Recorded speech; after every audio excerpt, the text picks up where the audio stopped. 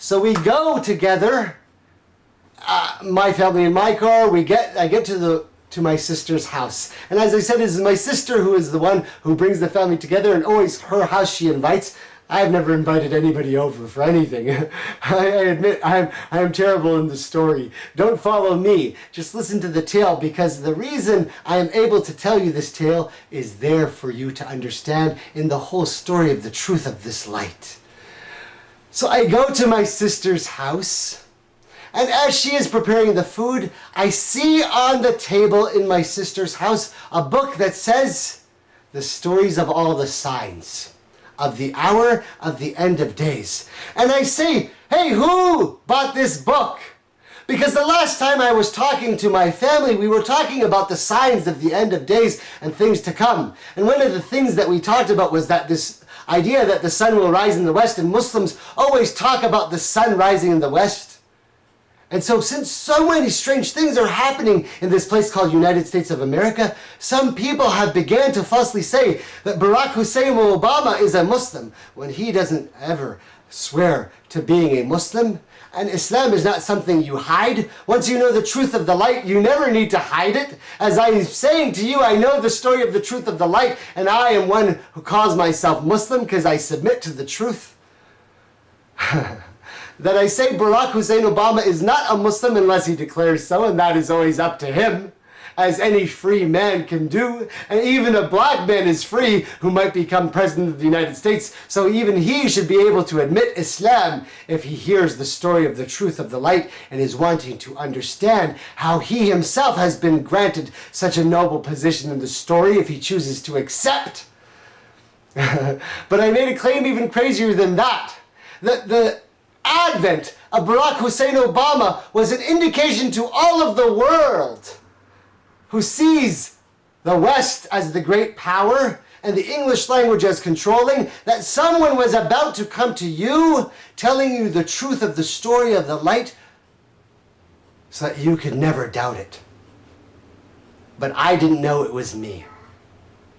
I didn't know it was going to be me. I didn't have a clue of what the rising of the sun in the west could mean, and many people interpreted it as Islam coming in the west.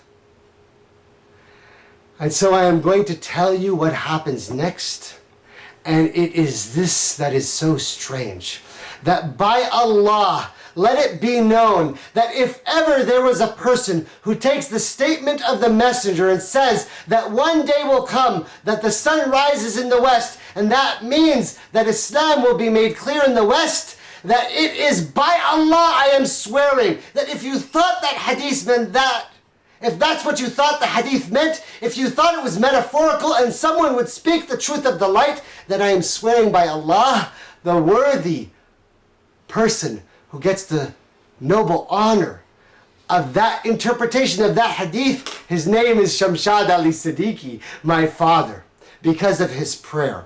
Because no man has come ever raising the metaphorical light in the West before today that I am doing it. This is the first time to the West that the story of the light has ever been seen. I am continuing to tell you the story so that you understand why it is exactly what it is.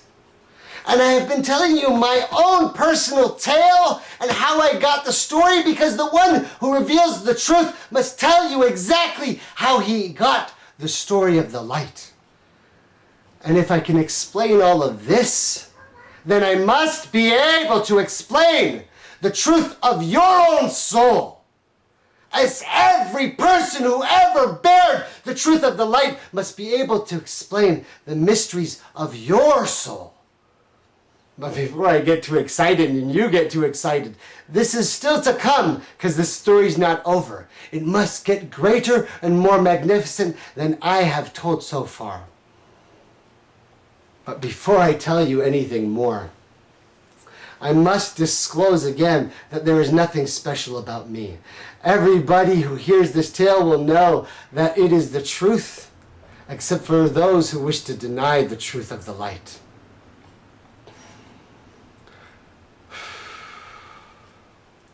It is at this strange moment that something happens to me that changes everything.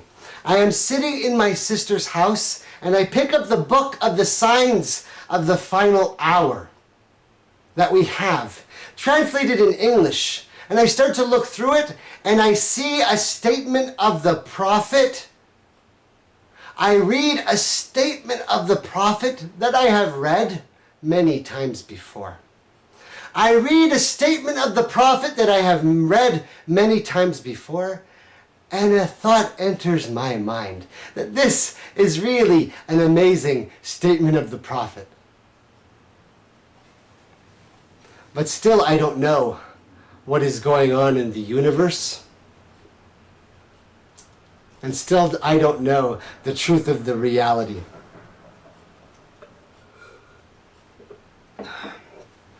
Let's go back and stay with the fundamentals, because I've made such huge claims that sometimes the claims are so gigantic that the fundamentals get lost. We said that this is a story about one and only one fundamental, that there is only one God. He is the Lord Most High. He is the one who created you and me and everything that is alive on this planet and everything that is alive in the universe. He made the earth, the sun, the stars, the moon. Everything that we know of in this universe is the creation of the Lord. He is higher than that. This is what those who call themselves Muslims believe, and we use the term Allah to mean the one and only God, as revealed in our own books as the way that the people of this tongue of Arabic have always referred to the great and most glorious, magnificent Lord. Allah, Allahu Akbar. He is greater than all things. And so the truth is that God told us the fundamentals of the story. That He created angels of the light, and sometimes they come to descend to the earth, sometimes as men, but always bearing the truth and never bearing falsehood. They cannot do anything other than the will of the Lord. They do not have free will. But there are other creations that do have free will, called the jinn or the aliens or the smokeless fire beings, that we have demonstrated throughout the story from the beginning of time, as Adam learned in this story that we have told you. And they do one thing and one thing only: deceive you about the truth of the light. And the light is always the reference we use to describe the one true God, because the one true God can never be described by any symbol or pattern or image. Gloried is God above all of that. And that's how come anybody who actually reveals the story of the truth of the light marks and knows the clear signs of the planets, because he is coming with the word of the light. And as I am claiming to be a person who is revealing you the truth only by the will of the Lord, I must show you the signs of why it is. And I must always remind you to remember that this is a battle for your soul, beyond any petty human struggle, beyond any petty race war, beyond any petty gender gap, beyond any political country or flag or nation or dispute. This is a battle for your own soul, between light and dark, an intergalactic struggle, and I will prove every part of it. And I said, as someone who bears the truth, I must have the clear signs and explain everything, all of the answers that mankind has ever yearned, and be able to tell a story that is so deep and so grand and magnanimous and complicated and intricate, that tells you a tale from the beginning of time till the end of time, so that you could never doubt, because falsehood must be made clear. And you are hearing this story as is being sworn to you by the will of the Lord for the first time on this planet Earth. For the first time any of the sons of Adam have ever spoken the word. You are being told the story of the truth of the light for the first time. And in that, for you, is a sign. But I myself didn't know any of this. until what happened next.